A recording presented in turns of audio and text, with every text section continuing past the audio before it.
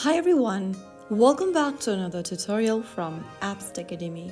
Today in this episode we will be learning how to change address on PayPal application. If your residence or mailing address has changed, it is important to update your address in the PayPal app to ensure that accounts linked documents, confirmations or tax identification notices go to the correct place. So in that case, first of all launch open the PayPal application on your smartphone and log into your account.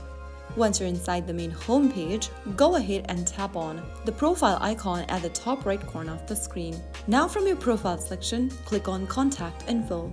Under Contact Info, tap on See All right next to Addresses. Now click on Add New in the top left. Enter a new address you want to change to in the text boxes. Make sure to enter your information correct. After entering your correct addresses, if you want to set this new address as your primary address, check this little box at the bottom and click on Save.